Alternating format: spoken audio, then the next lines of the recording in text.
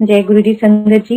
बहुत बहुत शुक्राना गुरु जी महाराज का कि आज उन्होंने मुझे यहाँ मेरा ही कल्याण करने के लिए सत्संग करने का मौका दिया है।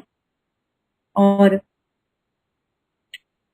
इस तरीके से एक बालक बार बार कीचड़ में जाकर गंदा होकर आता है और माँ उसको बार बार फिर से संवारती है, सजाती है, नहलाती है।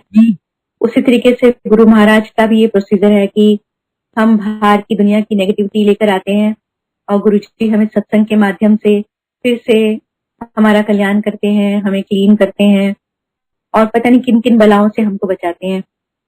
तो आज जो ये मंदिर से मुझे कॉल आई और सत्संग करने का मुझे सौभाग्य मिला, तो मैंने ये सोचा कि आज गुरु महाराज मेरा कुछ बहुत बड़ा कल्याण करने वाले हैं और साथ साथ ही जो भी सुनेंगे उनका भी कल्याण होगा।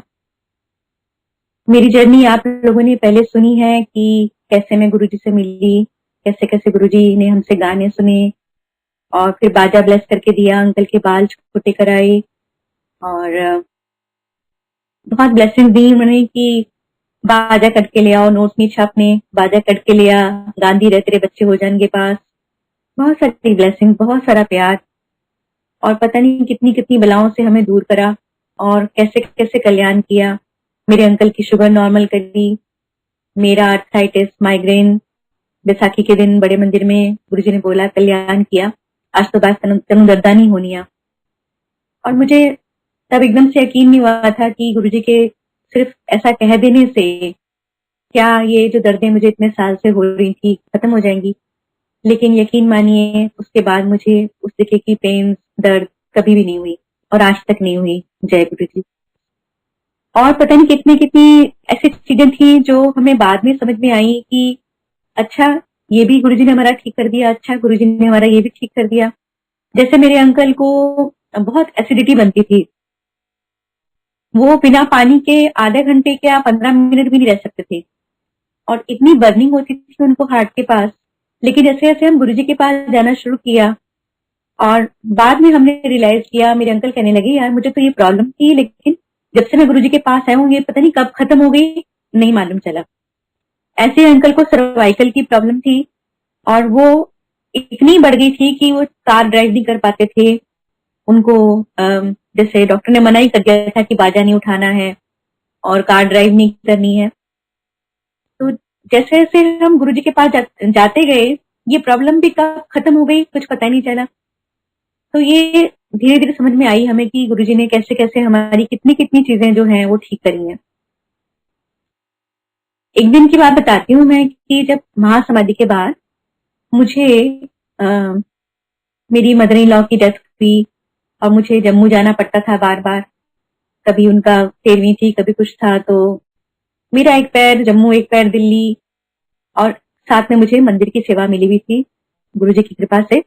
मैं, बच्चे, अंकल सब लंगर सेवा में थे। तो हम और बीच में शोज भी चल रहे थे। एक दिन क्या हुआ कि मैं सैर कर रही थी, सैर करते करते मुझे ऐसा लगा जैसे मेरा पीठ जो है वो गिर रही है और मैं अनकंफर्टेबल से लगने लगी। मुझे लगा जैसे मेरे हार्ट में कुछ होने वाला है। तो मैंने डॉक्टर को फोन किया, डॉक्टर ने बोला आप कैल्शियम, आयरन ये सब अपना टेस्ट करा के मेरे पास आ जाएं।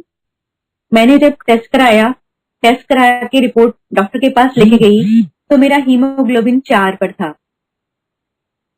डॉक्टर कहने लगा आप खड़े कैसे हो, मतलब कैसे काम कर रहे हो, ये तो बहुत इसमें तो बहुत डेंजर हो जाता है और आप जल्दी जल्दी से ये सब विटामिन खाओ, ऐसे केयर करो, रेस्ट करो, कुछ काम नहीं करो। मैंने मन में सोचा अगर मैं रेस्ट करने लगी तो फिर सारे काम कैसे होंगे। और मुझे उसकी बात यकीन नहीं हुआ क्योंकि थोड़ा सा मेरे को एकदम से लो फील हुआ था लेकिन मैं बहुत ठीक फील कर रही थी, मुझे कुछ भी नहीं लग रहा था। और मैं जिसको भी बोल रही थी कि मेरा हीमोग्लोबिन 4 है, कोई भी मेरा फेस देख के ये नहीं बोलता था कि इसका हीमोग्लोबिन इतना होगा। मैं मंदिर पहुंची तो मुझे एक आंटी मिले, तो उन्होंने कहा कि सदा आंटी मेरे ना फादर की हीमोग्लोबिन 5 हो गई थी और आज ही उनको ना हॉस्पिटल एडमिट कराया। मैंने क्यों? कहते कि ना वो मल्टी ऑर्गन फेलियर हो गया उनका होने से। मैं एकदम सकपका गई कि भी ऐसे कैसे हो सकता है कि भी मेरी तो 4 है अब मुझे कुछ नहीं हो रहा और इनके फादर की 5 है और वो मतलब वहां पर एडमिट है। फिर मैंने सोचा एज फैक्टर होगा, लेकिन समझ में आई कि सारी लीला तो गुरु महाराज की है, उन्होंने मुझे संभाला हुआ था। मैं वहां से ओल्गा आंटी के यहाँ सत्संग पे गई। ओल्गा आंटी ने मेरे को पता नहीं उनके मन में क्या आया, ये गुरु जी की लीला होती है, वो किसके मन में किसके प्रति क्या डाल देते हैं। तो जैसे ही मैं वहां बैठी हुई थी, उन्होंने आरती के बाद गुरु जी के चरणों की माला मेरे गले में डाल दी। तो मेरा बहुत बड़ा उस दिन कल्याण किया गुरु जी ने। और मेरे को बाद में समझ में आई कि ये जो मेरा हीमोग्लोबिन जा रहा था, फिर हमने इसका रूट कॉज पता करने की कोशिश करी कि भी इसमें हो क्या रहा है, क्यों हीमोग्लोबिन कम हो रहा है। तो मालूम चला कि मेरे पेट में अल्सर है और उस वजह से मतलब मेरे को ये बार बार प्रॉब्लम हो रही है। तो मेरे पेट में ना कभी कभी दर्द भी बहुत उठती थी, लेकिन डॉक्टर ने मेरे को एंडोस्कोपी के लिए मना कर दिया कि भी आप एंडोस्कोपी मत कराओ, आप सिंगर हो, गला खराब हो जाएगा। तो मैंने कहा ठीक है, कहते मैं ऐसी मेडिसिन दे दूंगा। तो मैंने उसको मना कर दिया, मैंने कहा मुझे कोई मेडिसिन की जरूरत नहीं है, मैं ठीक फील कर रही हूँ और ये सब अपने आप ठीक हो जाएगा। मुझे मालूम था मैं गुरुजी का लंगर खा रही हूँ और मुझे ऐसी कोई जरूरत नहीं है। तो मैं सिर्फ फैंटासिड वगैरह ले लेती थी और मैं कुछ भी नहीं लेती थी। तो जब मैं मंदिर पहुंची एक दिन, तो मैंने लंगर सेवा करी। लंगर सेवा के बाद मेरे पेट में बहुत दर्द हो रही थी। उसके बाद मैं बाहर निकली, मैंने सोचा मैं थोड़ा साइड में जाके कहीं आराम से बैठ जाऊंगी। लेकिन जब गुरुजी ने कल्याण करना होता है तो उनके बड़े अनोखे अनूठे तरीके होते हैं। तो जैसे एक आंटी थी, दुआ आंटी, वो मेरे को पकड़ के बेसमेंट में ले गए कि आंटी आज कोई भी सेवादार नीचे नहीं है, तो आप मेरी हेल्प कराओ। मैंने उनको कुछ नहीं बोला कि मेरे पेट में दर्द हो रही है और मैं नहीं कर सकती हूँ। मैं चुपचाप चली गई उनके साथ पीछे पीछे, और मैंने उनके साथ जो जो उन्होंने सेवा बोली वो मैंने करी। वो खत्म करने के बाद जैसे मैं बेसमेंट से निकली बाहर, तो एक अंकल आंटी मिल गए, वो भी ओल्ड संगत थे, और उन्होंने मुझे हाथ पकड़ के किचन के बाहर एक जगह है वहां बैठने के लिए बोला और कहा कि आंटी आपको सत्संग सुनाते हैं। मेरे दर्द तो बहुत हो रही थी, मतलब इतनी थी कि मेरे को लग रहा था कि जैसे आज मेरे प्राण निकलेंगे। लेकिन वो अंकल आंटी का प्यार, उनका सत्संग सुनाने का जो तरीका था, मेरे को इतना अच्छा लगा। मैंने कहा जो होगा देखी जाएगी, मैं इनको भी कुछ नहीं बताऊंगी कि मेरे पेट में दर्द है। उन्होंने जो सत्संग शुरू किया तो वो पेट के दर्द से ही रिलेटेड था, अल्सर से ही रिलेटेड था। और उन्होंने बताया कि कैसे फॉरेन कंट्री में उनकी बेटी की फ्रेंड को ऐसे से दर्द उठा और गुरुजी ने कैसे कैसे उनका इलाज किया और कैसे कैसे उनको फर्क पड़ा। तो जैसे जैसे वो सत्संग सुनाते गए वैसे वैसे मेरे पेट का दर्द शांत होता चला गया, और उस दिन के बाद से लेके आज तक मुझे वो पेट दर्द भी दोबारा नहीं। तो ये है हमारे गुरुजी महाराज और उनकी लीला कि उन्होंने कब कैसे किसको क्योर करना है। और ये सत्संग ही एक माध्यम है और बहुत सुंदर ये जरिया गुरुजी ने हमारा बना दिया कि हमारी जो कार्मिक गठरी है, जिसको हम बार बार जाने अनजाने में बहुत बड़ा बना लेते हैं, वो गुरुजी सत्संग, सिमरन और सेवा से ही उसको पूरा पूरा कर देते हैं।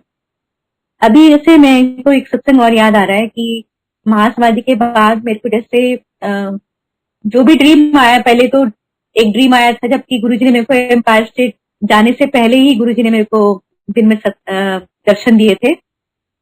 उसके बाद मुझे गुरुजी के फिजिकल फॉर्म में वो कभी ऐसे नहीं आया था कि भी ड्रीम आए मेरे को। ये मेरे को महसूस होता था कि गुरुजी की आईज मुझे फॉलो कर रही हैं स्वरूप में से निकल के। लेकिन महासमाधि के बाद जैसे मेरे को ये फील हुआ, मैं डिप्रेशन में गई, तो मेरे को ड्रीम भी आने शुरू हुए गुरुजी के। लेकिन मैं किसी को अगर बोलती थी कि मेरे को गुरुजी सपने में दिखाई दिए हैं, तो अधिकतर लोग मुझ पे यकीन नहीं करते थे और मुझे ऐसे ही इग्नोर कर दिया जाता था कि ऐसे मैं अपने आप को हाईलाइट करने के लिए ये सब सुना रही हूँ। तो धीरे धीरे मैंने वो सब सपने सुनाने भी बंद कर दिए। लेकिन एक ऐसा ड्रीम था कि जब मैं बीमार थी बहुत ज्यादा और मेरे को बहुत वायरल हुआ। मेरे को 104 105 फीवर उतर ही नहीं रहा था। उन्हीं दिनों एक अंकल थे संगत के, उनकी डेथ हुई और मेरे अंकल गंगानगर गए उनको बस में संगत के साथ। उस रात मेरे को सपना आया, मैं गुरुजी से मनी मन क्वेश्चन भी कर रही थी कि भी गुरुजी, संगत भी के मन में भी आ रहा था कि वो कैसे चले गए अंकल। तो गुरुजी उस रात सपने में आए और उन्होंने मेरे को इन सब चीजों का आंसर दिया। उन्होंने बोला कि ह्यूमन फॉर्म में जो भी आता है उसको एक ना एक दिन जाना होता है। मैं भी इंसानी जिस्म में आया था, तो मुझे भी चोला छोड़ना ही था। फिर उन्होंने कहा कि तनु दिते 5 साल जा ऐश कर, तनु न्यू लाइफ देती है। तो मैं थोड़ा सोचने लगी कि शायद ये बुखार में मुझे कुछ होना था, तो गुरुजी ने मेरे को ये न्यू लाइफ दी है। वो बुखार ठीक हो गया। मैंने 1-2 आंटीज को बताया कि भी मेरे को गुरुजी ने न्यू लाइफ दी है और 5 साल दिए हैं। तो मैं अंकल को बताऊंगी तो अंकल दुखी होंगे कि गुरुजी ने 5 साल दिए हैं। तो आंटीज कहने लगी नहीं, बताने की जरूरत नहीं है, आप अपने तक रखो इस सपने को। मैंने कहा ठीक है।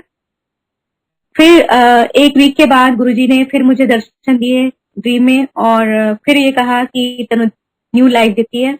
मैं चरण दबा रही हूँ गुरुजी के, चाय ऐश कर। तो पीछे पियानो बज रहा है, उसमें एक सॉन्ग बज रहा है, हर घड़ी बदल रही है रूप जिंदगी। तो मैं सोचती हूँ कि पियानो और मंदिर में ये कैसे हो सकता है, पियानो कैसे बज रहा है मंदिर के अंदर, लेकिन पियानो कौन बजा रहा है ये मुझे नजर नहीं आ रहा। वो सपना भी ऐसे हुआ और मैं सुबह उठी, मेरे को डर लगने लगा। मेरे को लगा गुरुजी बार बार मुझे ऐसे बोल रहे हैं, कुछ होने वाला है, कुछ होने वाला है। लेकिन ये भी था कि गुरुजी ने जब बोल दिया तो प्रॉब्लम हट जाएगी। और मैंने अंकल को कुछ नहीं बताया इस सपने के बारे में। धीरे धीरे टाइम बीतने लगा। लेकिन उसी दिन क्या हुआ कि मैंने ड्राइविंग भी सीखी थी उन्हीं दिनों। तो नेक्स्ट वीक में जब गई तो मैंने कार अंकल से ले ली और मैंने अंकल को बोला कि आज मैं ड्राइव करूंगी। अंकल कहते हैं अब इतना लाइसेंस नहीं बना है, तू क्यों जिद कर रही है। मैंने कहा जब गुरुजी ने बोला है ना, गुरुजी ने मेरे को बोला था एक दिन कि जब वरुण अंकल को अंकल के साथ भेजा था बाजा लेने के लिए, तो मेरे से गुरुजी ने पूछा था तनु ड्राइविंग नहीं आती। मैंने कहा नहीं। गुरुजी कहते आनी चाहिए। तो मेरे मन में था कि मैं ड्राइव करूं, लेकिन अंकल नहीं चाहते थे कि मैं ड्राइव करूं। तो क्या हुआ कि मैंने अंकल से ले ली कार और मैं अपने घर की तरफ आने लगी। बारिश का मौसम था और मैंने जैसे अपने घर की तरफ टर्न करना था लेफ्ट, तो थोड़ा सा कीचड़ था वहां पर और बहुत कम उन दिनों वहां पर मकान बने हुए थे। तो अंकल ने बोला ब्रेक ब्रेक, और मैंने एक्सीलेटर पर पैर रख दिया। वो कार इतनी जोर से टर्न हुई कि वो एक बिजली का खंभा था, उससे जाके टकराने वाली थी। और मैं इतनी डर गई थी कि मैं क्या करूंगी, क्या हो गया मेरे से। लेकिन पता नहीं क्या हुआ कि वो खंबे से ना टकरा के जो उसके साइड की जो एक वायर होती है उसके ऊपर चढ़ी और कार पलट गई मेरी साइड पर। और उन दिनों हे गुरुजी सीडी जो थी वो हमारी रिकॉर्ड होकर आई थी और वो कार के डैशबोर्ड में अंदर पड़ी थी। जैसे ही कार पलटी और मैंने अंकल को पूछा कि भी अब मैं क्या करूं। अंकल कहते जो तूने करना था कर दिया, किसी तरीके से कार ऑफ करनी तो आग पड़ जाएगी। मेरा हाथ जो था राइट वाला वो तो नीचे दबा हुआ था, लेफ्ट वाले से मैं कार ऑफ कर नहीं पा रही थी और मुझे समझ नहीं आ रहा था। मैंने कहा गुरुजी क्या मेरी यही इतनी लाइफ थी, आप तो करते 5 साल। और मन में मैं सोच के कांप सी गई। और फिर मैंने कहा मेरे साथ अंकल भी, अंकल के लिए तो आपने कुछ बोला नहीं था। मतलब हजारों थॉट्स मेरे उस थोड़ी सी घड़ी में घूम गए। और इतने में पता नहीं क्या हुआ कि कुछ लोग आए, उन्होंने गाड़ी का शीशा में से अंकल को बाहर निकाला, फिर कार सीधी करी, फिर मेरे को निकाला। और किसी ने मेरे हाथ में वो गुरुजी की सीढ़ी, कह रहे थे कि इस टायर के नीचे से ये आपका सामान। तो मैंने देखा ये हे गुरुजी सीढ़ी जो डैशबोर्ड में थी, बंद थी कार का, वो कोई खुला नहीं था, ये कैसे नीचे आ गई। और वो टायर के नीचे हे सीढ़ी जिसपे गुरुजी का फोटो भी था, स्वरूप था, वो टायर के नीचे आया हुआ था। तो मुझे समझ में आया कि गुरुजी ने सारा भार तो अपने ऊपर ले लिया। और मैंने सोचा मेरा हाथ तो गया, आज टूट गया है ये। मैंने अंकल को बोला कि मुझे जल्दी से घर लेके जाओ, मेरा हाथ सूज रहा है और मतलब मुझे जल्दी से कपड़े चेंज करने हैं। मुझे हॉस्पिटल भी जाना पड़ा तो मेरे हाथ में स्वेलिंग होती जा रही है। तो मेरे को लगा बाजू तो गई आज। फिर मैं काफी देर तक कांपती रही कि ये मैंने क्या किया। फिर घर जाके मैं कपड़े चेंज करके एकदम लेट गई। अंकल कहते चल डॉक्टर के पास चल। मैंने कहा मुझे कहीं नहीं जाना, मुझे घर में रहना है। मैंने अपनी बाजू देखी, चला के देखी, वो ठीक थी। बाजू को देखा तो उसमें नील पड़ा हुआ था जो बिल्कुल शिवलिंग बना हुआ था। और फिर उसके बाद वो नाग रूप में हो गया जो नील था, और ऐसे धीरे धीरे वो मर्ज हो गया। अब मेरी बाजू में जो पेन थी वो भी मूव लगाने से ठीक हो गई। अब मैं किसी डॉक्टर के पास नहीं गई। तो ये गुरुजी ने उस दिन मेरे को न्यू लाइफ दी, समझ में आया। लेकिन 5 साल में गिनती रही कि मेरे को गुरुजी ने ब्लेस किया है 5 साल, तो मेरी लाइफ सिर्फ 5 साल ही होगी। तो जब वो 5 साल करीब आने लगे, मैंने अंकल को उस दिन जब मेरा बर्थडे था उस साल का, उस दिन बताया। मैंने कहा अंकल मेरे को गुरुजी ने ऐसे ड्रीम में बताया था, तो मेरे को 5 साल लाइफ है और अब मैं शायद अगर बहुत हसीन लाइफ दिया है गुरुजी ने, बहुत ब्लेस किया है और मैं बहुत खुश हूँ कि अगर गुरुजी मुझे ले भी जाएंगे अपने चरणों में तो मुझे कोई गिला नहीं होगा। तो अंकल कहने लगे नहीं तू बहुत अच्छी है और सबके लिए अच्छा सोचती है, इसलिए गुरुजी तेरे को ब्लेस करेंगे और तेरे को नहीं ब्लेस करेंगे, वो हमारे लिए तेरे को ब्लेस करेंगे। तो मैंने कहा ठीक है, आपकी अपनी सोच है, मैं गुरुजी की रजा के आगे बिल्कुल नतमस्तक हूँ। तो हम लोग ऐसे दिन पास होते चले गए। गुरुजी ने मेरे को ऐसे ऐसे कामों में लगा दिया कि मैं भूल गई। एक दिन रात को सपना आया मुझे कि मैं किसी चौराहे पर जा रही हूँ और वहां एक बहुत बड़ा भैंसा, जंगली भैंसा, उसकी लाल लाल आंखें और वो मेरी तरफ आ रहा है और मैं चौराहे पर जड़ हो जाती हूँ, जैसे मैं हिल भी नहीं पा रही हूँ और वो सींग जो है ना बिल्कुल मेरे पेट में मारने वाला था कि गुरुजी ने उसके दोनों सींग उठाए, दोनों सींगों से उसको उठाया और उसको दूर फेंक दिया। वो राइट साइड वाली गली से निकला और मेरे को देखता हुआ चला गया गुस्से से और मैं कांपती रही। मैं कभी भी गुरुजी का सपना देखती थी तो मैं उठती से बहुत लाइट फील करती थी, लेकिन उस दिन मेरे को बहुत भय हुआ। तो मैंने अंकल को बोला मेरे को ऐसा लग रहा है कि ये सपना, उनको बताया सुनाया कि भी ऐसे ऐसे कहते हैं, हाँ जो भैंसा होता है वो यम का वाहन होता है, लेकिन तू चिंता मत कर, तू रियाज कर और शाम के शो की तैयारी कर। हम लोग चले गए और हमने नोएडा में गजल का शो था, वो गाया। उसके बाद हम वापस आने लगे थे तो हम एक जगह डिनर के लिए रुके। वहां करके निकल ही रहे थे डिनर कि मैंने सौंफ मुंह में डाली और मैं एक सीढ़ी नीचे उतरने लगी थी कि एक आंटी उससे पहले गिर गए नीचे वहां पर और मैं सोचने लगी कि गिर कैसे गए, यहाँ तो कोई ऐसी। हेलो, जय गुरु जी। हेलो, जी आंटी, आवाज आ रही है? आप कंटिन्यू कर सकते। जी आंटी, क्लियर है आपकी वॉइस। तो जैसे ही मैं उनको देखने लगी कि आंटी यहाँ पे कैसे गिर गए, ये तो कोई गिरने की जगह नहीं थी, कि मैं भी वहीं पे गिर जाती हूँ। पता नहीं कैसे, मुझे समझ में नहीं आया कि मैं कैसे गिरी। और मुझे ये मालूम चला था कि मेरा चश्मा कहीं जा रहा है, मेरी नोज पे निकल रही है, बस इतना मुझे याद रहा। और जब मेरे को होश आया तो मैं एम्स में थी, ट्रूमा सेंटर में। तो मैंने आंख खोली तो अंकल और मनस्वी दोनों रो रहे थे, क्योंकि ये तो पहले ही मेरे सपने से डरे हुए थे। और जब इन्होंने मेरे को उस हालत में देखा और मेरे को बिल्कुल होश नहीं था तो दोनों रोने लगे। मैंने कहा क्या हुआ? तो कहने लगे कि तू तो बिल्कुल ही जा ही रही थी आज, पता नहीं क्या हो गया था तेरे को, और पता नहीं गुरुजी तेरे को वापस लाए हैं। तो मन से खूब रोया कि मम्मा यहाँ पे जितने भी लोग आपके पास आए थे सब व्हाइट चादर में गए हैं, सिर्फ आप ही हो जो घर जा रही हो। तो मैंने कहा ऐसा मुझे क्या हुआ था, मेरे को तो कुछ पता ही नहीं चल रहा। कहते आप गिरे थे और आपके सर पे लगी और नाक पे लगी और उसके बाद आप बिल्कुल बेहोश हो गए थे और डॉक्टर कहने लगा कि भी आपके ब्रेन के और इसके पता नहीं क्या क्या स्कैन होंगे, लेकिन गुरुजी ने आपको तो बिल्कुल जल्दी ठीक कर दिया। तो मेरे को लगा कि गुरुजी ने वो जो मेरा समय था उस दिन वाला, वो मतलब कहते हैं ना कि सूली का शूल करते हैं, वो गुरुजी ने उस दिन ऐसे किया। और उसके बाद मैं ये सोची थी कि शायद गुरुजी ने मेरे को ब्लेस किया, एक न्यू लाइफ दी है और पता नहीं क्या उनकी लीला है। मैंने उसके बाद सोचना ही छोड़ दिया अपनी लाइफ के बारे में कि अब वो गुरुजी की दी हुई लाइफ है, वो अपने आप संभालेंगे जैसे भी होगा। और मैं आपको अपने बच्चों के सत्संग सुनाती हूँ, जैसे मनस्वी है और छोटा बेटा है। इसका हमें नहीं मालूम था कि सिंगिंग की तरफ जाएगा या क्या करेगा। जब वो बाजा हम रख रहे थे, नया ले रहे थे, तो उन अंकल के मुंह से निकला था, बाजे वाले अंकल के मुंह से, कि आप ये सेकंड बाजा भी, जो पहले वाला बाजा है, इसको भी रख लीजिए क्योंकि हो सकता है कल कोई किसी बच्चे के काम आएगा। तो हम सोचे थे कोई बच्चा तो सिंगिंग लाइन में आ नहीं रहा है तो हम क्या करेंगे इतने सारे बाजे रखकर। लेकिन जब गुरुजी की महासमाधि के बाद हम एक सीडी रिकॉर्ड कर रहे थे तो अंकल ने कंपोजिशन बनाई, फूल बहुत है सुंदर, फूलों से सुंदर तारे। तो मेरे लिए वो कंपोजिशन बनाई तो मैं उसको गाती थी, रोज उसकी प्रैक्टिस करती थी। एक दिन मैं बालकनी में गई तो मैंने देखा मनस्वी उसे गा रहा है, छोटा सा बैठा हुआ था, 7 साल का था उस समय। तो मैंने उसको पूछा, मैंने कहा तूने कहाँ से सीखा गाना? कहता आप गाते हो ना? मैं सुनता हूँ, मैं यहाँ पे गाता रहता हूँ। तो मुझे उसकी आवाज में वो बहुत अच्छा लगा गाना। मैंने अंकल को बोला कि इसकी आवाज में रिकॉर्ड करें। अंकल कहने लगे तो पागल हो गई है, इसने ना बिना म्यूजिक सीखा है ना कुछ किया है और ये वहां पे जाके रोने लग गया तो ट्रैक इसके हिसाब से बन जाएगा। तो मैंने इनको बोला कि अच्छा ट्रैक आप मेरे हिसाब से बनाओ, अगर ये नहीं गा पाया तो मैं गा लूंगी उसको। जब ये स्टूडियो गया, इसने 1 घंटे के अंदर हंसते खेलते वो सारा गाना रिकॉर्ड कर दिया। हमें यकीन ही नहीं हुआ कि मतलब इसने गा भी लिया पूरा गाना। और गुरुजी ने इस तरीके से इसका सिंगिंग कैरियर शुरू करवाया। तो हमें नहीं लग रहा था कि भी बच्चा है तो भी ये अभी ऐसे ही सीरियसली नहीं लेगा, लेकिन धीरे धीरे गुरुजी ने इसके मन में डाला और ये गाने लग गया। एक दिन क्या हुआ कि इसका हमारे घर में सत्संग था और काफी सारी आंटी आई हुई थी और ये नीचे सेवा के लिए गया हुआ था। वापस आया तो इसके ना फेस के ऊपर रेड रेड पैचेस से हुए।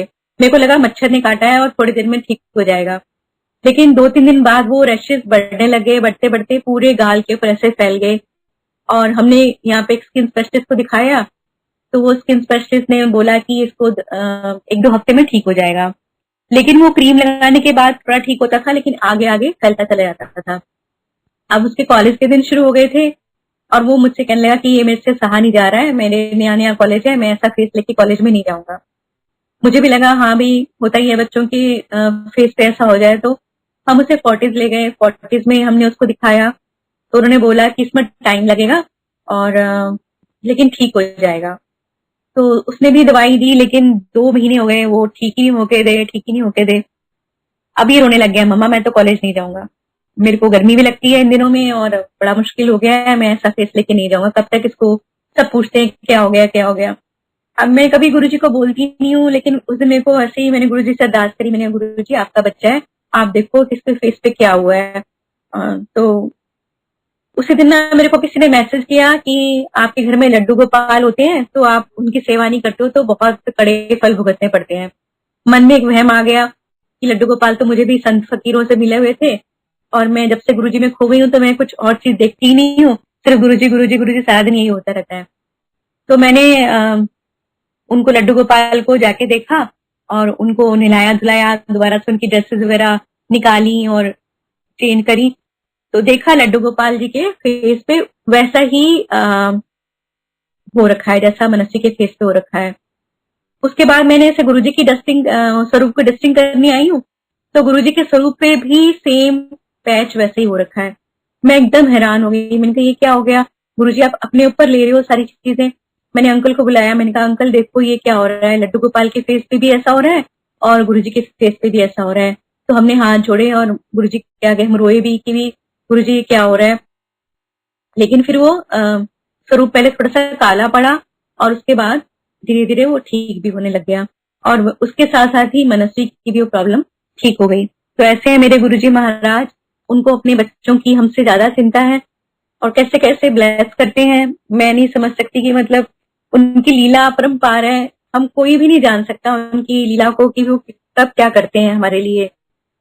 और जो गुरुजी बोल गए थे कि ये संगत तुम्हारा परिवार है, तुम्हारे अपने रिश्तेदार काम नहीं आएंगे, वो आज मैं देख रही हूँ कि हर तरफ से संगत का इतना प्यार मिल रहा है कि गुरुजी की जो एक एक वचन है वो हमारे लिए सिद्ध हो रहे हैं।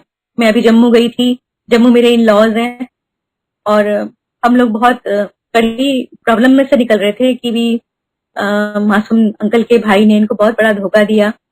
और मैं गुरुजी को ये याद कर रही थी, मैंने गुरुजी अब हमारा यहाँ पे रह क्या गया, जो अपने सगे थे उनसे ही हमने इतना बड़ा धोखा खा लिया है तो हम यहाँ पे आके क्या करेंगे, जो भी है हम इसको बाइंड अप करेंगे। लेकिन तभी मेरे को जम्मू संगत से फोन आ गया और उन्होंने मेरे को फोन पे बोला कि आपको हमारे घर जरूर आना है, हमारे घर में सत्संग है। मेरा बिल्कुल भी मतलब कोशिश ये थी कि मैं हर तरीके से जाऊं गुरुजी के सत्संग में, लेकिन अंदर से हम दुखी भी थे कि मतलब इतना दुख लेके हम किसी के घर जाएंगे। तो जब वहां पहुंचे गुरुजी ने इतना अच्छा स्वागत करवाया, इतना अच्छा वेलकम दिलवाया संगत से, उस परिवार से।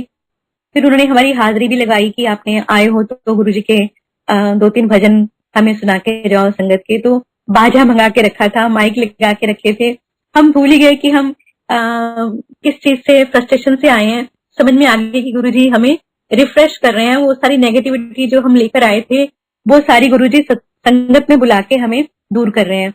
और उन्होंने इतना प्यार दिया, इतना अच्छा लंगर कराया, हमें ऐसा लगा कि वो मतलब से ये परिवार जो है यही हमारा परिवार है।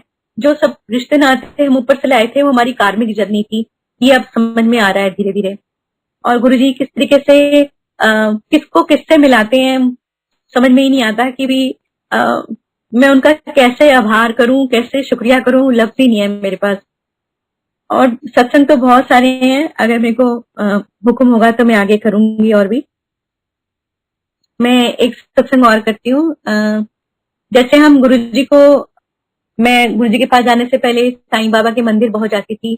तो साईं बाबा से मेरी इतनी प्रीत थी कि मेरे को लगता था कि मैं उनके बिना जीऊंगी कैसे। तो जब मैं गुरुजी के चरण छूती थी तो मेरे मन से ओम साईं नमो नमः ही निकलता था। कभी मैं मतलब कुछ और नाम नहीं निकला। और गुरुजी ने भी कभी कुछ नहीं बोला। तो एक बार गुरुजी ने बोला कि भी वीरवार को आना। नूतन आंटी के थ्रू मैसेज दिलवाया कि उनको बोलो वीरवार को आए। तो मैंने उनको मना कर दिया, नूतन आंटी को, कि भी हम नहीं आएंगे वीरवार को, क्योंकि हम साईं मंदिर में गाते हैं और अच्छा नहीं लगता है कि एक जगह जाने लगे तो दूसरी जगह को छोड़ दो। ऐसा कह के मैंने उनको मना कर दिया।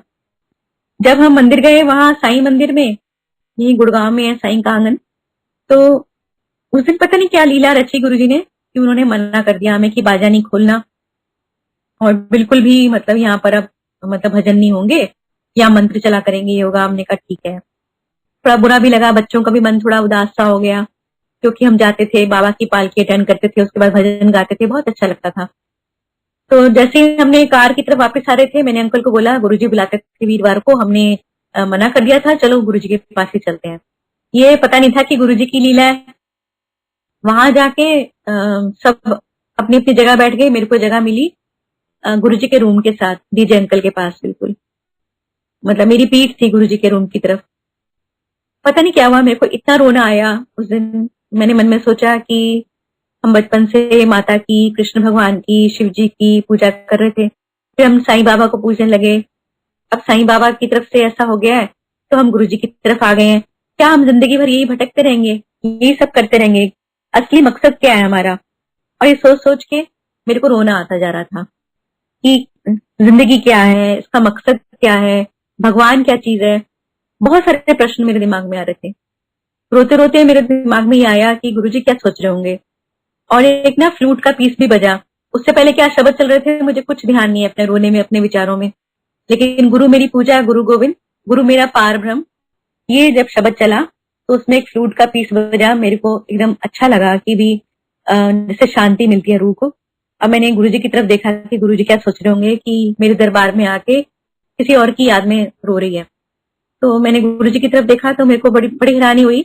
वहां गुरुजी थे ही नहीं, वहां पर तो कृष्ण भगवान थे, काली मूर्ति, गोल्डन फ्लूट, गोल्डन आईज। मेरे को लगा ये मेरा थॉट प्रोसेस है, जो मैं सोचती हूँ वो मुझे दिखाई दे रहा है। ऐसे ही 5-10 बार हुआ। मैं किसी से अपने व्यूज शेयर भी नहीं कर सकती थी। जब मैं आंखें खोलती थी, इधर उधर देखती थी, डीजे अंकल मेरे को गुस्से से देखते थे तो मैं वापस सर झुका लेती थी। और अंकल बहुत दूर बैठे हुए थे, सब अपने अपने ध्यान मगन थे। मैंने मन में सोचा गुरुजी, मैं साईं बाबा की मेरी इतनी प्रीत थी और मैं दुखी हो रही हूँ कि बाबा तो मेरे को दिख नहीं रहे, यहाँ पर कृष्ण भगवान दिख रहे हैं। और तुरंत ही देखती हूँ कि वहां साईं रूप में गुरुजी नजर आते हैं और मार्बल की मूर्ति, गोल्डन मुकुट। मैं समझ ही नहीं पाती। मेरे को लगता है कि सब जो मेरे मन में और प्रोसेस चल रहा था वही मुझे दिखाई दे रहा है, मेरी कल्पना है। जब मैंने लंगर किया और हाथ धो के दोबारा लाइन में लगी, मैंने गुरुजी को मत्था टेका। गुरुजी कहते फिर हो गए दर्शन। मैं तब भी समझ नहीं पाई कि गुरुजी कौन से दर्शन की बात कर रहे हैं। मैं अपने माइंड में अपने थॉट प्रोसेस को लेके ही सोच रही थी। बाद में जब मैं सोचने लगी तो मेरे को लगा गुरुजी कहीं उन्हीं दर्शन की बात कर रहे थे। फिर समझ में आई कि गुरुजी कह रहे थे कि मैं ही सब कुछ हूँ और सभी मैं हूँ। लेकिन उस समय पता नहीं गुरुजी ने हमें ब्लैंक करा हुआ था कि अगर हमें समझ आ जाती तो शायद हम वो दर्द छोड़ते ही नहीं, गुरुजी को एक पल के लिए भी नहीं छोड़ते शायद। इसलिए गुरुजी ने हमें समझ ही नहीं आने दी, और जब समझ आई तो बहुत देर हो चुकी थी। गुरुजी ने बहुत कृपा बरसाई। लेकिन ना मन में ये था कि अभी ऐसे एक फेथ जो बनना था वो बाकी रह गया था। तो क्या हुआ था कि ऐसे मैं बाबा के मंदिर गाती थी तो मेरे घर में दिवाली के दिन 4-4 दिन तक दिए जलते थे। मेरे पड़ोसी, मेरी काम वाली सब हैरान होते थे कि क्या करते हो, उसमें दोबारा तेल डालते हो, क्या करते हो। तो मैं सोचती थी बाबा की लीला है और बाबा करते हैं। क्योंकि मैं उनके मंदिर में बैठ के दीपावली मनाई सुहानी गाती थी दिवाली पर, और मेरे घर में पूजा लेट हो जाती थी, मेरे को घर में आके गालियां पड़ती थी। तो मैं धीरे धीरे गालियां भी सुनती रहती थी और दिए जलाती रहती थी और मन में गाती रहती थी दीपावली मनाई सुहानी, मेरे बाबा के हाथों में जादू का पानी। और 4-4 दिन तक मंदिर का, बालकनी का, मंदिर के दिए तो मेरे ख्याल से सबके जलते हैं, लेकिन बालकनी के और सीढ़ियों के दिए हवा से थोड़ी देर में ही बुझ जाते हैं या तेल खत्म होने में बुझ जाते हैं, लेकिन वो 4-4 दिन तक जलते थे।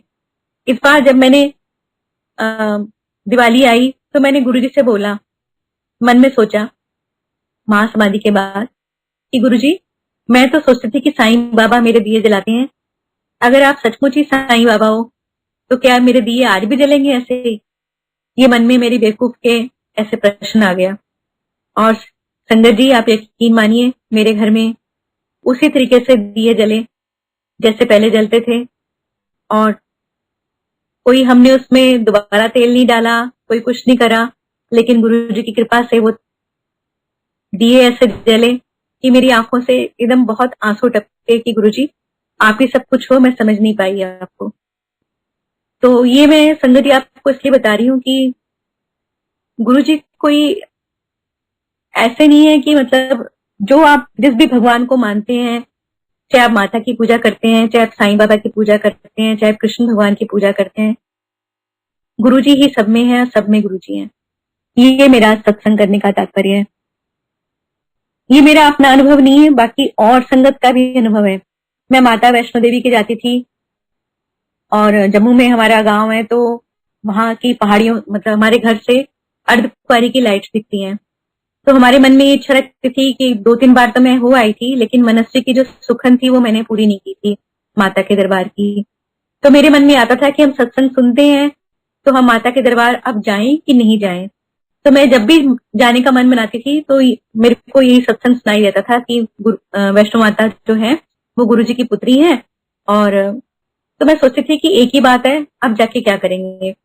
तो एक दिन जब हम वहां जम्मू बैठे थे और छत पे बैठे थे सारे बच्चे, मनस्वी भी था, मनस्वी कहने लगा सब कहने लगे हम कि वहां वैष्णो माता चलते हैं।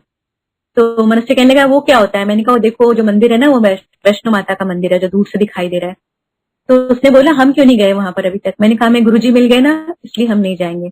तो उसने बोला लेकिन मेरा मन तो है ना जाने का। तो मैंने कहा ठीक है जब गुरुजी कहेंगे तो हम चले जाएंगे।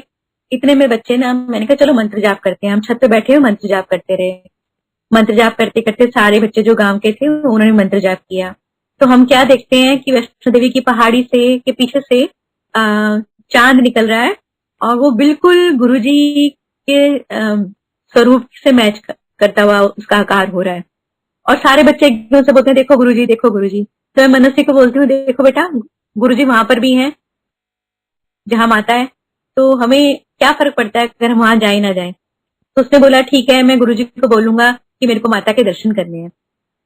तो इस तरीके से काफी सालों बाद फिर हम माता के दर्शन करने के लिए गए। तो संजय जी ये है गुरुजी की जब आप चाहें तो गुरुजी माता की पहाड़ी के पीछे से भी आपको दर्शन दे देते हैं। ऐसे फिर जब हम माता के दर्शन करने के लिए 2016 में गए तो वहां रात के 4 बजे हमें गुरुजी की इतनी फ्रेग्रेंस आई जहाँ पे कोई नहीं था आसपास, एक नाला बह रहा था और इतनी तेज फ्रेग्रेंस कि हम थोड़ी देर के लिए वहीं खड़े हो गए कि गुरुजी यहीं पर है। मतलब कई बार तो ना मन इतना गदगद हो जाता है कि ऐसे भगवान इस कलयुग में और हम सब लोगों का कल्याण करने के लिए वो आए और हम सब के बीच में बैठे लीला रची। कई बार तो ऐसा लगता है एक सपना था जो पता नहीं, या कई बार खुशी होती है, कई बार बहुत दुख होता है कि हमने कई बार बहुत मिस करते हैं गुरुजी। वो जो एक आप हो हमेशा हमारे अंग संग, लेकिन जो आप सामने बैठे होते थे, जो फील करते थे हम लोग, वो खुशी, वो सब चीज, उस चीज को मिस करते हैं। बाकी तो गुरुजी आप अंग संग हो हमारे हमेशा। मुझे तो पता ही नहीं चला कि मैं कैसे भजन की लाइन में आ गई और कैसे गुरुजी की स्तुति गुणगान करने में लग गई और कैसे कैसे कंपोजिशन बनती चली गई, कैसे कैसे हम लोग लिखते चले गए। सब गुरुजी ने लिखवाया, हमारी कोई औकात नहीं थी। उन्होंने सारी धुनें बनवाई, उन्होंने सारी रचनाएं करी और वो संगत में इतनी पॉपुलर हुई और हो रही हैं अभी भी। सब गुरुजी की है, रहमत है उनकी, जो आज मैं हूँ, मेरा परिवार है, मेरी रिलेशनशिप है, मेरे बच्चे हैं, संगत है सारी, सब गुरुजी की रहमत से चल रहा है सब कुछ। इस लॉकडाउन के पीरियड में गुरुजी ने इतना ब्लेस किया हम सबको, घर ब्लेस करके दे दिया नया। हमें समझ ही नहीं आया कैसे सब कुछ हुआ। मैंने शायद ये सत्संग शेयर भी किया होगा कि 4 मार्च को हमारी डील हुई थी लास्ट, और अभी हम लोन वगैरह के लिए अप्लाई कर रहे थे कि 23 मार्च को लॉकडाउन डिक्लेयर हो गया। 22 मार्च तक मैं बैंक के पीएनबी में खड़ी थी, मेरा लोन नहीं हुआ था। उन्होंने मेरा लोन 2 किश्तों में कर दिया कि भी एक तो तुम्हारा होम लोन होगा, एक तुम्हें हम फिटिंग फर्नीचर करेंगे और कुछ ओडी कर देंगे, ऐसे आपका मतलब बनेगा, क्योंकि जो भी है प्रोसीजर उनका होगा। अब हमें यस यस बोलना पड़ा। 22 मार्च को, 22 की पता नहीं 21 मार्च थी, तो हम पीएनबी में खड़े थे और मुझे नहीं लग रहा था कि आज के दिन मेरे को ड्राफ्ट मिलेगा, जो भी पार्ट पेमेंट कर रहे हैं वो। तो इतने में मंदिर से फोन आ गया कि भी आपको 4 बजे मंदिर पहुंचना है। हमने एक दूसरे को देखा कि भी कैसे करेंगे, यहाँ हम बैंक में खड़े हैं और मतलब यहाँ मालूम ही नहीं है कि कितनी देर लगेगी। फिर भी हमने यस बोल दिया कि ठीक है जी हम पहुंचेंगे। और 2 बजे तक मुझे नहीं लग रहा था कि मेरा ड्राफ्ट बनेगा। 2 बजे वो उठी लेडी और कहने लगी कि ठीक है आपका ड्राफ्ट हम दे देते हैं। हमने चैन की सांस ली कि अभी भी हमारे पास टाइम है, हम मंदिर पहुंच जाएंगे टाइम से। फिर कहने लगी मैं लंच करूंगी उसके बाद बनाऊंगी। हम फिर बैठ गए। लंच करने के बाद उसने ड्राफ्ट बनाया, ड्राफ्ट बना के लाई तो उसमें स्पेलिंग मिस्टेक, जिसके नाम का ड्राफ्ट बनना था। हमने कहा लो अब क्या करेंगे, अब तो कल से फिर लॉकडाउन है, ये तो मना कर देगी। फिर मैंने उसको बोला, कहती ठीक है चल जाएगा। मैंने कैसे चल जाएगा, सूरज की जगह पे आपने सारज कर दिया है तो कैसे चलेगा। तो जाके उसने फिर चेंज करा के लाई। इतना करते करते प्रोसीजर में 3 बज गए वहीं पर हमें बैंक में, लेकिन वो हमें ड्राफ्ट मिल गया हाफ पेमेंट का। तो हमने चैन की सांस ली कि चलो कुछ तो आया है। जल्दी जल्दी घर पहुंचे। घर जाके हमने कुछ भी नहीं खाया हुआ था सुबह का, और बच्चे पूछने लगे कि मम्मा लंच कर लो। मैंने कहा टाइम नहीं है, मंदिर पहुंचना है। हमने बाजा लिया और हम मंदिर पहुंचे। मंदिर जाके हमें पता नहीं था कि हमें क्यों बुलाया गया। तो थोड़ी देर बाद मालूम चला कि हमें मंत्र जाप करना है लाइव 1 घंटा। तो मैंने मन में सोचा कि गुरुजी आप गाने वाले हो, मैं थोड़ा गाने वाली हूँ जो मेरे को कुछ सोचना है कि मैंने कुछ नहीं खाया हुआ है या मुझे सांस चढ़ेगी या मैं 1 घंटा नहीं गा सकती हूँ। आप गाने वाले हो, मैं थोड़ा गाने वाली हूँ। तो बस गुरुजी का नाम लेके हम बैठ गए और 1 घंटा हमने मंत्र जाप किया लाइव उस दिन। और उसके बाद हमें आज्ञा हुई कि हमें लंगर करके जाना है। जब लंगर किया तो शायद पता नहीं गुरुजी ने क्या कल्याण करना था मेरा कि उस दिन बहुत बहुत ज्यादा मिर्चें थी लंगर में, और मिर्च से बिल्कुल भी नहीं खाया जा रहा था, इतना स्पाइसी लंगर था। तो मैं अंकल को ना इशारे से ऐसे बोल रही थी कि प्लीज आप खा लो, ये मिर्च से बिल्कुल नहीं खाया जा रहा और बहुत ज्यादा लंगर आ गया है। तो पता नहीं हमें किसी ने नहीं देखा था कि हम एक दूसरे से लंगर शेयर करने वाले हैं, और पीछे कहीं गौरव अंकल खड़े थे, उनकी पीठ थी हमारी तरफ, और उन्होंने किसी को बोला कोई किसी के साथ लंगर शेयर नहीं करेगा। और हमने एकदम एक दूसरे को देखा और हमने चुपचाप खाना शुरू कर दिया, जबकि उनको नहीं पता था कि हम लंगर शेयर करने वाले हैं। तो मैंने चुपचाप वो सारा लंगर कर लिया। मैं घर आई। घर आने के बाद 11 साढ़े 11 बजे मेरे को इतना पेट दर्द और लूज मोशन स्टार्ट हुए कि मैंने बाथरूम में चीखना शुरू कर दिया कि मेरी हालत खराब हो रही है, मेरी हालत खराब हो रही है। सबने बोला पानी पियो पानी पियो, और मैं पानी पीती गई और वॉशरूम में बैठी रही। 1 बजे मेरी तबीयत ठीक हुई। उस दिन मुझे मालूम चला कि जो मेरी तबीयत इतने दिनों से खराब चल रही थी वो गुरुजी ने एक ही झटके में मुझे बुला के मंदिर मुझसे मंत्र जाप करा के और लंगर करा के उस रात मेरा कल्याण किया। तो इस तरीके से गुरुजी पता नहीं किन किन चीजों से हमारा कल्याण करते हैं, उनकी लीला है। तो आज जैसे फोन आया कि मेरे को सत्संग करना है, तो मुझे समझ में आ गया कि गुरुजी आज ही मेरा कुछ ऐसे कल्याण करने वाले हैं। क्योंकि मैं फिर जम्मू से आई हूँ और थोड़ी सी मेरी तबीयत खराब थी, मेरे फिर पेट में दर्द था, तो मेरे को लग रहा था कि मैं लो फील कर रही हूँ, और उसी समय मंदिर से फोन आ गया कि आपको सत्संग करना है। तो ये गुरुजी का तरीका है हम सबको फिर से हमारी जो है क्लीनिंग के लिए और हमारे को ब्लेस करने के लिए, हमारे कार्मिक जर्नी को बहुत ही आसान तरीके से क्लियर करने के लिए गुरुजी ने बहुत सुगम रास्ता बनाया। मैं इसी सत्संग को आगे बढ़ाती हूँ। तो लॉकडाउन हो गया और बिल्डर ने हमारी जान खानी शुरू कर दी कि भी मेरे को तो जो एग्रीमेंट हुआ है उसके हिसाब से मेरे को पेमेंट चाहिए। मैंने बोला आपको लॉकडाउन हो गया, हम कैसे करेंगे, सब कुछ तो हो ही नहीं पाएगा। लेकिन पता नहीं कैसे कैसे गुरुजी ने सारा अरेंजमेंट कराया और 26 अप्रैल को लॉकडाउन के चलते हुए ही मैंने गुरुजी का सिंहासन सबसे पहले मूव किया अपने घर से इस नए घर में। वो भी गुरुजी ने बड़े सुंदर तरीके से कराया। तो मैंने अंकल को बोला कि अब हमें इस घर में शिफ्ट कर जाना चाहिए। रजिस्ट्री अभी नहीं हुई थी, लेकिन बिल्डर ने हमें परमिशन दे दिया था कि रजिस्ट्री जब खुलेगी तो खुलेगी, आप शिफ्ट कर जाओ, आपका किराया तो बचेगा कम से कम। तो हम 27 अप्रैल को मैंने थोड़ा बहुत सामान डाला, गैस वगैरह कार में रख के हम लोग ले आए। तो जो सिंहासन लेकर आए थे उन्हीं अंकल को हमने फोन किया कि हमारा बाकी का सामान भी ऐसे शिफ्ट करा दो। तो उन्होंने मना कर दिया कि अब लॉकडाउन है और 21,000 का चालान है, आप कोई वो करो, जो ये मूवर्स होते हैं ना, मूवर्स एंड पैकर्स, उनको करो हायर और डीसी की परमिशन लो। तो हमने कहा ठीक है, प्रोसीजर से चलते हैं। हमने डीसी को एप्लीकेशन अप्लाई कर दी, आंसर आ गया।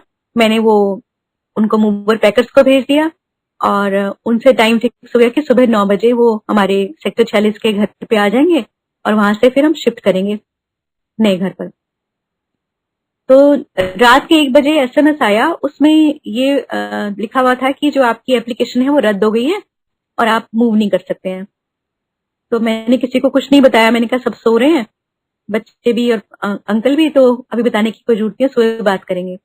सुबह उठ के मैंने गुरुजी को चाय प्रसाद भोग लगाया, स्वरूप ऐसी स्टैंड पे लगाया हुआ था अभी, और मैंने गुरुजी को बोला गुरुजी ये क्या करा दिया, अब कैसे होगा, आधा सामान इधर आधा सामान उधर, मैं कैसे वो करूंगी, फ्रिज भी नहीं आया। तो गुरुजी की आई मूवमेंट हुई, अब मुझे इशारा हुआ कि चलो, मतलब कि अपना काम करो। तो अंकल उठे, मैंने उनको बताया कि ऐसे ऐसे बात हो गई है, मैंने गुरुजी को चाय प्रसाद लगाया। तो गुरुजी तो कह रहे हैं चलो, तो ये कह रहे हैं तू फंसवाएगी, 21,000 का चालान हो जाएगा, रहने दे, बाद में देखेंगे। तो मैंने कहा अच्छा ट्रक वाले को फोन करते हैं। ट्रक वाले को फोन किया तो कहता ट्रक तो आपके घर के नीचे आया हुआ है और आप पहुंचे नहीं वहां पर। तो मैंने मन में सोचा कि वो बिना डीसी के लेटर के ट्रक पालम विहार से यहाँ तक आ गया। तो मैंने इनको सबको बोला चलो, गुरुजी ने भी तो बोल दिया चलो अपना काम करो। तो हम गए और हमने यहाँ से, जैसे आर्टेमिस का चौराहा है ना, वहां पर 4 पुलिस वाले खड़े होते थे उन दिनों, और सब पूछते थे कि आप कहाँ जा रहे हो। तो हम उनको बोलते थे हम ग्रोसरी लेने जा रहे हैं या हम डॉक्टर के पास जा रहे हैं, तो वो हमें जाने देते थे। अभी भी उन्होंने ये पूछा कि आप कहाँ जा रहे हो, तो हमने बोला हम ग्रोसरी लेने जा रहे हैं। मैंने जय गुरुजी बोला और निकल लिया वहां से। मन में सोच रही थी आते समय क्या बोलूंगी जब ट्रक साथ में होगा। फिर मैंने कहा गुरुजी है ना, चिंता ही नहीं करनी मुझे। और हम गए सेक्टर 46, सामान सारा पैक होके चढ़ा ट्रक में और वहां से हमने मूव किया। मूव करते करते हम आर्टेमिस के चौराहे पे पहुंचे। मैं जय गुरुजी करती जा रही थी, हाथ में मेरे छोटा स्वरूप था गुरुजी का। मैंने सोचा अब कोई रोकेगा, अब कोई रोकेगा। आर्टेमिस के चौराहे पे उस समय कोई भी पुलिस वाला नहीं था, पता नहीं सब लंच करने चले गए थे या उनकी मीटिंग थी। ये गुरुजी की लीला वो ही जानते हैं। और हमारा सामान नए घर में पहुंचा, चढ़ा, किसी ने भी नहीं रोका। 28 अप्रैल हम लोग अपने घर में पूरे सामान के साथ थे। और कैसे कैसे गुरुजी ने हर चीज अरेंज की ये भी उनको पता है। और इतना मतलब हम कई बार ब्लेस्ड फील करते हैं और लगता है कि कौन से जन्म, कितने जन्म लेने पड़ेंगे जो हम गुरुजी का कर्जा कभी भी नहीं उतार सकते। वो अंकल का गाना नहीं है, जे तू ना फड़दा साडी मां असां रुल जाना सी। वो बिल्कुल हकीकत है हम सब लोगों के लिए कि अगर गुरुजी नहीं होते, गुरुजी की छत्र छाया हम लोगों को नहीं मिली होती, तो पता नहीं हम सब लोगों का क्या होना था। और लॉकडाउन का समय भी गुरुजी ने ऐसे स्मूथली कटाया है, नाम जपाते जपाते, सत्संग सुनते सुनाते, कभी जूम पर, कभी फेसबुक पर, कभी आपस में, कभी दिव्याभा, कभी शिव पुराण। गुरुजी ने इतने हसीन पल दिए हमें और इतना अच्छे से ये समय कटवा दिया है और आगे भी कटवाएंगे। और गुरु जी की नैया में हम लोग बैठे हुए हैं। गुरु जी अपने आप ही माझी हैं, अपने आप ही पतवार हैं, वो अपने आप ही खेते चले जाएंगे, इसलिए हमें कोई चिंता करने की जरूरत नहीं है कि कौन सी गुरु जी के आगे, गुरु जी के आगे कोई भी बीमारी जो है वो कुछ भी नहीं है। गुरु जी ऐसी कौन सी चीज है जो गुरु जी नहीं कर सकते। गुरु जी हर चीज की दवा है, गुरु जी के पास हर चीज की शक्ति है। वो अपने भक्तों की, अपनी संगत की इस तरीके से रक्षा करते हैं कि आप समझ भी नहीं सकते। कि जैसे तूफान में एक नदी को उठा के ले जाते हैं और किनारे पे रख लेते हैं, ऐसे गुरु जी ने अपनी सारी संगत को फूलों की तरह सजा के रखा हुआ है और इतनी स्मूथली उनकी लाइफ को कहते चले जा रहे हैं गुरु जी। मैं अपने आसपास इतने सत्संग सुनती हूँ। अभी मैं एक सत्संग सुनकर आई हूँ कुंडली के पास। उन आंटी के कोई इशू नहीं थे 12 साल से, और वो अभी बड़े मंदिर सिर्फ एक बार आई और उनको ट्विंस पैदा हुए हैं। तो ऐसे हमारे गुरुजी, किसी को पैरालाइसिस हो रहा है वो ठीक हो रहा है। जम्मू में भी इतने सत्संग सुनकर आई हूँ कि मेरे को हैरानी होती है अपने गुरु की कृपा के ऊपर कि मतलब एक बार विजिट करने से ही संगत को इतना इतना ब्लेस कर देते हैं कि मेरी जो है ना कॉलर अप हो जाते हैं कि भी हम ऐसे गुरु के चेले हैं, हम गुरुजी वाले हैं और गुरुजी ने हमें इतना ब्लेस किया है, हर संगत को ब्लेस किया है। वो कोई ऊंच नीच जात पात कुछ भी नहीं देख रहे हैं। वो सब जगह सिर्फ प्यार उनको चाहिए और वो उस प्यार में बहते चले जाते हैं गुरुजी। और मैं संगत की आंखों में भी वो प्रेम देखती हूँ गुरुजी के प्रति, तो मेरे को और भी खुशी होती है। तो ऐसे गुरुजी बाकी की जिंदगी जो है वो भी ऐसे ही हमारी निकाल दें, बस यही गुरुजी से प्रार्थना है। और जब हमारे जीवन की शाम हो, हम ऐसे सत्संग करते हुए और गुनगुनाते ही गुरुजी के चरणों में चले जाएं, ये गुरुजी से अरदास है। और गुरुजी से हमने कुछ नहीं मांगना है अपने जीवन में, ये गुरुजी के चरणों में अरदास है। अंकल समय है अभी? जी बिल्कुल आंटी, आप 11, 11:30, 11:15 जब तक आपका कंफर्टेबल है आप सत्संग शेयर कर सकते हैं। चल ठीक है, जय गुरु जी। अभी तो मैं आपको सुनाना चाह रही थी कि आज जम्मू का भी टॉपिक चला हुआ है, तो मैं जम्मू का और सत्संग सुनाती हूँ आपको। कि मेरे जेठ हैं, मासी के बेटे जेठ हैं, तो उनके जो बहू है वो कभी गुरुजी के यहाँ नहीं आई है। तो उनके ना बच्चा नहीं हो रहा था, तो उन्होंने मेरे को बोला, बहू ने, कि चाची जी आप गुरुजी को मानते हो तो आप गुरुजी को अरदास लगाओ और मेरे लिए ना स्वरूप ला देना, मैं चुपचाप पहन लूंगी। यहाँ पर अगर किसी को पता चल गया तो वो नहीं मेरे को पहनने देंगे। तो उन दिनों इतने स्वरूप मिलते नहीं थे, तो बाई चांस मैं उस दिन गुरुजी के दरबार गई, गुरु पूर्णिमा थी, तो मेरे को किसी ने स्वरूप दिया। तो मैं समझ गई लॉकेट था कि ये अनु के लिए है, तो मैंने उसको रख लिया। और जब मेरी नंद आई तो मैंने उनके हाथ वो स्वरूप भेजा, लॉकेट स्वरूप था। तो मैंने उनको बोला कि ये उसके लिए है, उसको दे देना, कहना कि चाची ने भेजा है, गुरुजी ने ब्लेस करके भेजा है। तो उसने बेचारी ने बड़ी श्रद्धा से वो स्वरूप पहना और उसके बाद उसी महीने उसने कंसीव किया और 1 साल में उसको पहला बेटा हुआ, दूसरे साल में दूसरा बेटा हुआ, और ऐसे गुरुजी ने उसको बिना मंदिर आए भी ब्लेस कर दिया। और वो वहीं से गुरुजी का नाम जपती है, क्योंकि जो मेरे जेठ हैं मासी के बेटे, वो नहीं मानते हैं गुरुजी को। तो लेकिन वो बहू मानती है, उनका बेटा मानता है, लेकिन वो आ नहीं सकते। लेकिन गुरुजी ने उनको वहीं बैठे बैठे बच्चे ब्लेस करके दिए हैं, ये मुझे पता है। और भी संगत है जो जम्मू की, उनको भी गुरुजी बहुत ब्लेस कर रहे हैं। और एक और सत्संग सुनाती हूँ कि हमारे जो गांव है उसमें पानी नहीं आ रहा था, तो काफी गहरा उसका वो था, काफी लोगों ने सर्वे करके मना भी कर दिया था। तो एक दिन मैंने मंदिर में सुखी आंटी का सत्संग सुना, उसमें उन्होंने बताया कि गुरुजी ने बैठे बैठे बता दिया था कि वहां जाके खोदो तो वहां पानी निकल आएगा। तो मैंने मन में सोच लिया कि गुरुजी ये सत्संग मेरे लिए है, अब मैं आपका नाम लेके सर्वे वाले को दोबारा बुलाऊंगी और वहां पे सर्वे कराऊंगी। तो उन्होंने सर्वे किया, तो इस बार 80 फीट पर पानी आ गया। तो जय गुरुजी है।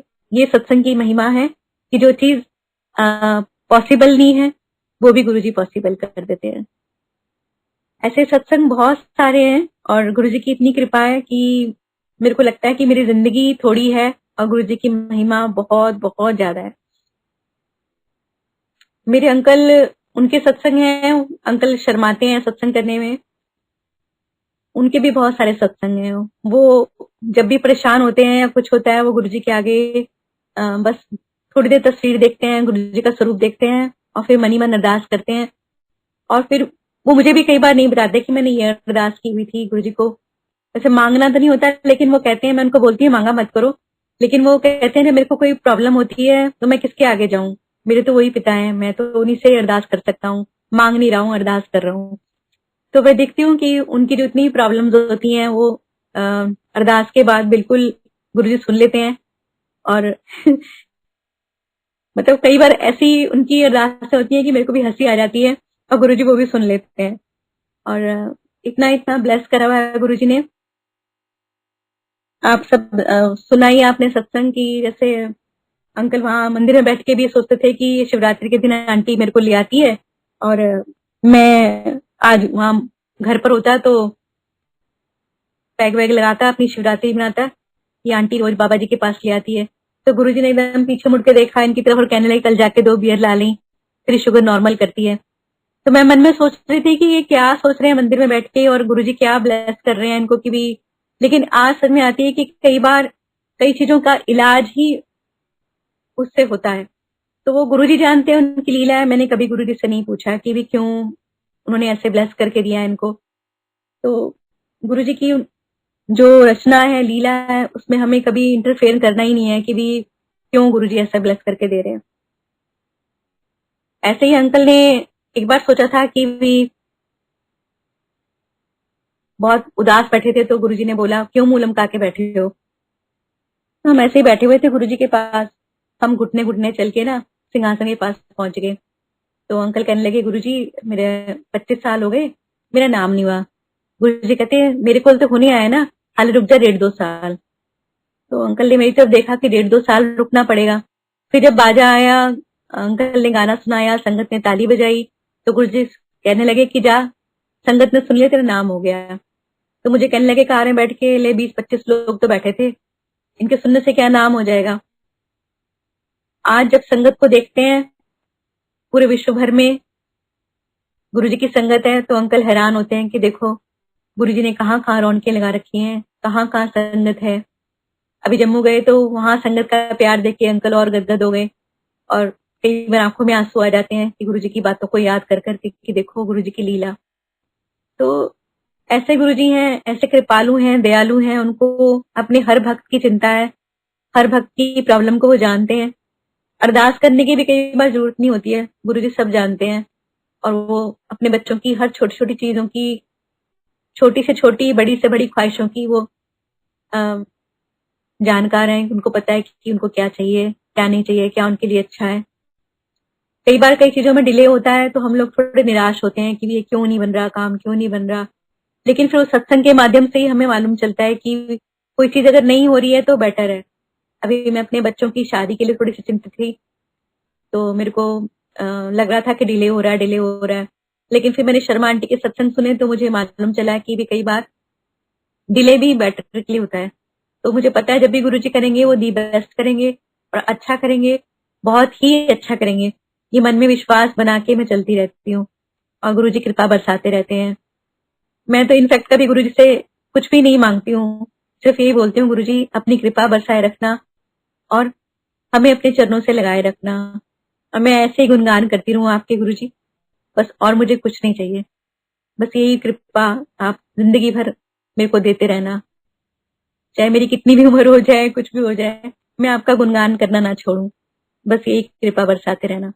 बार बार मेरी मन से गुरुजी से ये अरदास होती है, क्योंकि मैंने संगीत के माध्यम से ही ईश्वर को पाया है। बचपन में देखती थी कि भी क्लास में मीराबाई का पोस्टर लगा होता था, तो उसमें ये लिखा था कि संगीत से ही ईश्वर की प्राप्ति होती है। तो मुझे नहीं मालूम था कि ये मेरे लिए इतना सार्थक हो जाएगा कि संगीत के माध्यम से ईश्वर की प्राप्ति हो जाएगी। और जब गाने के थ्रू गुरुजी मिले तो मुझे वो सच में यकीन आ गया कि। और फिर मैंने एक मूवी देखी थी बचपन में, फर्स्ट मूवी नरसी भगत। तो उसमें सारे काम जो नरसिंह भगत के थे ना वो भगवान करते चले आते हैं, पूड़ियां बन रही हैं, ये हो रहा है, वो हो रहा है। मैं अपने पापा से पूछती थी कि ऐसा कैसे हो सकता है। पापा बोलते थे कि जब भक्ति में शक्ति होती है तो ईश्वर को भी झुकना पड़ता है, ईश्वर सारे काम करते हैं, सिर्फ आपको अपनी श्रद्धा रखनी होती है। तो समझ नहीं आया था मन बुद्धि में। आज जब गुरु जी से मिले, गुरु जी से प्यार हुआ और गुरु जी को देखा, उनको जाना, अब धीरे धीरे उनकी समझ आ रही है, तब मालूम चला है कि हमें सिर्फ अपनी श्रद्धा कायम रखनी है और ईश्वर आपके सारे काम करता चले जाता है। और इस तरीके से गुरु जी भी भगवान है हमारे, हमारा तन मन धन सब उनको निछावर है। और गुरु जी इतनी कृपा, बार बार मेरी आंखों से ना यही लगता है मेरे को कि हम बहुत छोटे हैं, उनकी लीला बहुत बड़ी है और हम उनका गुणगान, उनका बखान, उनकी महिमा जो है वो करने के काबिल भी नहीं है, जितना वो हमें दे रहे हैं हर तरीके से। बहुत बहुत दे रहे हैं वो। जय गुरु जी। एक जी सत्संग और करती हूँ। जी वैसे कहते हैं ना कि मंदिर में फोन नहीं उठाना चाहिए, फोन से वाइब्रेशन जो है वो दूसरों को चली जाती है ब्लेसिंग। तो ये हकीकत है, मैं कभी भी मंदिर में फोन नहीं उठाती थी। एक दिन मंडे मैंने फोन उठा लिया और वो आंटी से मेरी बात हुई तो मालूम चला कि वो आंटी के बच्चे को स्वाइन फ्लू हुआ है। तो मेरे मन में रहा नहीं गया, मैंने सोचा कि मैं गुरुजी का स्वरूप या लॉकेट उसके बच्चे को पहुंचाऊं, क्योंकि डॉक्टर ने जवाब दे रखा है। और मेरी एज यूजुअल जैसे घर में गालियां खाते खाते अपना पहुंच गई उनके घर में और उनको गुरुजी का स्वरूप देने के लिए। उन्होंने सोचा कि शायद मैं कुछ प्रवचन वगैरह करूंगी, कुछ भजन वजन करूंगी। मैंने उनको बताया हमारे गुरुजी हैं, आप ये लॉकेट बच्चे के गले में डाल दो, वो ठीक हो जाएगा। बच्चे ने स्वरूप ले लिया हाथ में और वो स्वरूप से खेलने लग गया। तो फिर मैंने सोचा कि चलो मेरा काम खत्म, अब गुरुजी की अपनी लीला शुरू होगी। मैं वहां से चल दी। अभी मैं 10-15 मिनट ही हुए होंगे मेरे को उनके घर से निकले हुए कि मोड़ से मुड़ी थी बस, तो उनका फोन आ गया कि ये गुरुजी कौन है। तो मैंने कहा कि मैंने आपको बताया था, लेकिन वो पूरा मैं कर नहीं पाई हूँ सत्संग, लेकिन गुरुजी अपने आप समझाएंगे आपको। तो कहने लगे मेरा बच्चा ठीक होने लग गया है। मैंने कहा इतनी जल्दी? कहते हाँ, और वो तो पलंग के ऊपर जंप मार रहा है और अभी तो डॉक्टरों ने जवाब दे दिया था उसको, और उसको अभी जो पॉटी आई है वो भी सही आई है। तो मेरे को तो स्वाइन फ्लू वगैरह के बारे में कुछ पता नहीं था कि उसमें क्या होता है क्या नहीं होता है, लेकिन वो 2 दिन के अंदर बच्चा बिल्कुल ठीक हो गया। तो हमें तो पता था गुरुजी गए हैं तो अपना काम करेंगे। तो फिर वो आंटी कहने लगी मैं ना थैंक यू करने गुरुजी के मंदिर आऊंगी। मैंने कहा ठीक है। वो 14 अगस्त को मंदिर आई और नेक्स्ट डे 15 अगस्त था। तो उनकी जो जॉब थी उसमें कुछ प्रॉब्लम चल रही थी। तो जैसे ही वो मंदिर से बाहर निकली तो उनको मैसेज आया हुआ था, उनकी जॉब जो थी वो डबल हो गई, सैलरी और अच्छी पर्क्स मिल गई उनको। वो तो बहुत खुश हो गई। वो कहने लगी गुरुजी ने मेरे को गिफ्ट दे दिया इंडिपेंडेंस डे का और ये वो। तो मुझे पता था कि गुरुजी की शरण में वो आ गए हैं, गुरुजी ने उनको चुना है, तो वो अब गुरुजी लीला कर रहे हैं। तो मैंने जय गुरुजी बोला, मैं अपना उसमें चली गई। तो वो मेरे बहुत संपर्क में रहे और काफी दिन तक गुरुजी के दरबार में आते रहे। और एक दिन क्या हुआ कि उनकी मदर की तबीयत खराब हुई, वो आईसीयू में चली गई। तो वो अंकल को पता था कि आईसीयू में काफी दिन हो जाएंगे और वो आंटी को किसी और हॉस्पिटल में शिफ्ट करना चाहते थे। तो मैंने मन में सोचा कि भी बहुत परेशान है आंटी, तो एक मतलब बिल्कुल ही कुछ भी नहीं रह गया उसमें। वो डॉक्टर सिर्फ बिल बनाने के लिए उनको वेंटिलेटर पे रखा हुआ है। मैंने फिर वही गुरुजी का स्वरूप लिया और गुरुजी को प्रार्थना करी कि जो इन आंटी के लिए अच्छा होगा वो आप कर दीजिएगा। मैं स्वरूप को तकिए के नीचे रख के आ गई। मैं और एक आंटी और गए थे। तो बस हम स्वरूप रखकर आए हैं। उसी रात को गुरुजी ने उनको मुक्ति दी और उसके बाद वो अंकल, उनको हमें फोन आ गया कि भी आप लोग भी आ जाओ, हमने उनको शमशान घाट ले जाना है। हम किसी सत्संग में बैठे हुए थे, हमने वहीं से जेठा अंकल भी थे, मैं थी, 2-3 और लोग थे। जेठा अंकल ने पता नहीं किसी के लिए लंगर शायद पैक करा के वो पॉकेट में रख लिया जल्दबाजी में, मीठा प्रसाद था। और हम लोग वहां शमशान घाट पहुंचे तो वो जो अंकल थे बेचारे बड़े रातों के जागे हुए थे अपनी मदर की सेवा के लिए आईसीयू में। और जैसे उन्होंने अग्नि दी माता को, उसके बाद वो एकदम पीछे की तरफ गिर गए। शायद उनकी शुगर लो गई, क्या हुआ। हमने उनको बहुत पानी वानी पिलाया और पता नहीं क्या हुआ, जेठा अंकल ने वो प्रसाद जो था ना उनके हाथ पॉकेट में वही उनको खिला दिया और वो सरवाइव कर गए। तो गुरुजी ने देखो कैसे लीला बनानी थी कि उनको बचाना था, नहीं तो हम शमशान घाट में कहाँ से चीनी लाते, कहाँ से क्या करते। गुरुजी ने उनके लिए मेडिसिन वहीं से भेज दी थी और वो बिल्कुल उनको कुछ नहीं हुआ और वो ठीक हो गए। तो नहीं तो जेठा आंटी भी थे, जेठा आंटी ने पल्स देखी थी, बिल्कुल डाउन जा रही थी और बीपी शुगर दोनों ही लो हो गए थे शायद उनके। गुरुजी ने उनको बहुत न्यू जीवन दिया उस दिन। और मतलब ऐसे हैं गुरुजी की, वो पल पल हर संगत का इतने ध्यान रखते हैं कि शब्द नहीं है मेरे पास।